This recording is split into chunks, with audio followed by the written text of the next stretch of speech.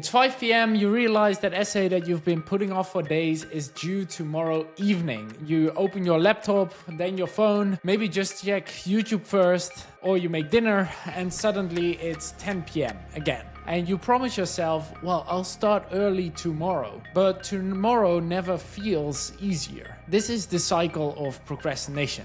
And I promise you, we've all been there. I've helped hundreds of students overcome procrastination and unlock their full potential, all with science-backed methods. And the real reason that you procrastinate is not because you're lazy. Your brain is trying to keep you safe. After this video, you know why you procrastinate and how to fix it. I will give you actionable steps that you can implement starting today. Why do we procrastinate? The science behind it. Here's what most people get wrong. Procrastination isn't laziness. It's your brain's way of protecting you from stress. When you think about writing that report or starting the exam prep, your brain sees it as danger, something uncomfortable, uncertain, or very overwhelming. So your amygdala, the part of the brain responsible for fear, it fires up and releases stress hormones like adrenaline and cortisol. You feel anxious and your heart rate goes up and your brain screams, let's get away from this, we don't want to do it. So what do you do to feel safe?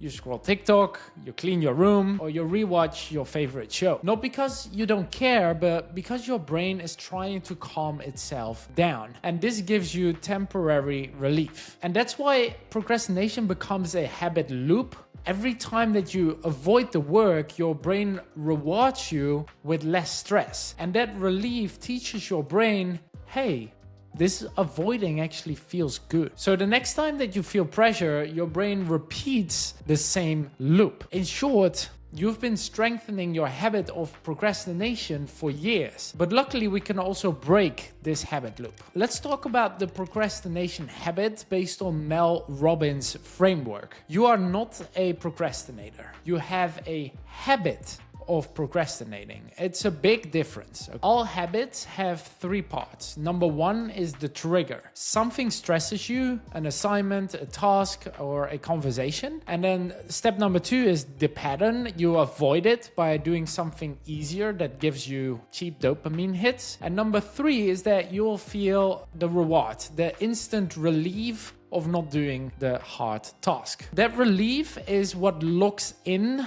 the negative habit here of procrastination. So instead of beating yourself up, recognize that procrastination is just a stress response, not a personality flaw. You can't remove stress completely, but you can change your pattern and this habit loop. So let's talk about how we can break this cycle with actionable science-based steps. Here's how to rewire that habit using the science. Number one is that you want to acknowledge the stress. So next time you catch yourself scrolling or hesitating, don't say to yourself, ugh, I'm lazy. Say, I must be stressed about something. Because labeling the emotion activates your prefrontal cortex, which is the part of the brain that helps you make choices. And research shows that naming your feelings reduces their intensity by up to 40%. Step number two is that we want to interrupt the habit loop with the 5-second rule. You count down 5, 4, 3, 2, 1 and go do the task. This simple countdown interrupts the stress loop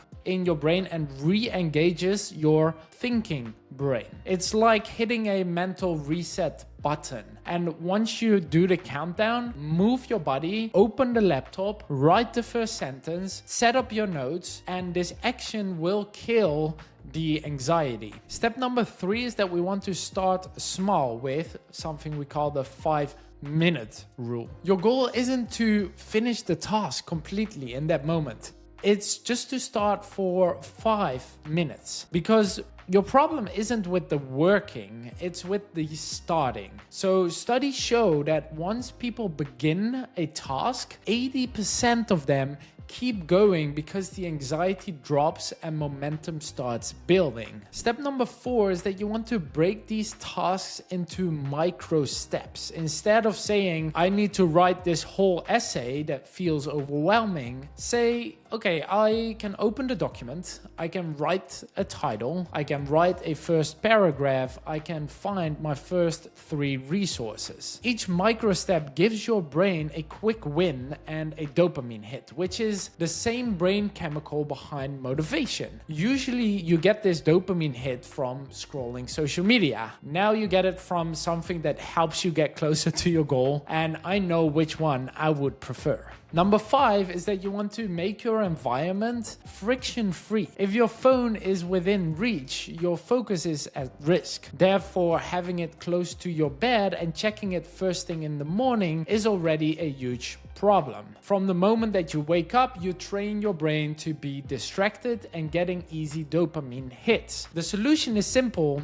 The execution is a bit harder, but here's what you can do. You want to put it in another room. You want to use the do not disturb mode, or you block distracting sites for 25 minutes using tools like Forest or Cold Turkey. This reduces temptation and keeps your stress brain quiet. Number 6 is that you want to reward progress and not perfection. Most procrastinators care too much. You're afraid your work won't be perfect, so you don't start at all. So many students that I talk to say that they are perfectionists, but how can you be perfect if you don't even start? So shift the goal from doing it perfectly to make version 1. Because understand that progress builds confidence and perfection builds pressure, and we want to remove that pressure as much as possible. Number 7 is the difference between self-compassion and self-criticism. Students who forgive themselves for procrastinating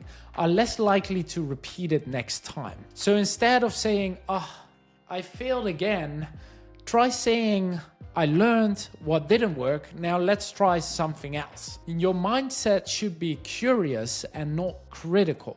So the final step is that we create a new habit loop around this. So we want to flip the script here. Next time that you feel yourself hesitating, start with saying, okay, I'm stressed, not lazy, you're stressed. You count down 5, 4, 3, 2, 1, and then at 0, you start with your task for just 5 minutes. And your new pattern becomes, oh, I feel stressed.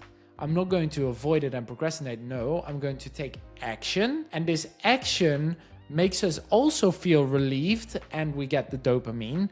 Plus, we're making progress on something that is meaningful for us instead of avoiding it. And that's how you rewire procrastination into productivity with small, consistent efforts and wins over time. Trust me, procrastination doesn't mean that you are broken. It means that your brain is protecting you in the wrong way. And once you understand that, you can take control of this. So you can start to train your brain to replace avoidance with action. And over time, you reduce stress by creating more structure and you feel less guilty because you see growth. Now, if you enjoyed this, make sure to check out this next video to further excel in your academic or professional life.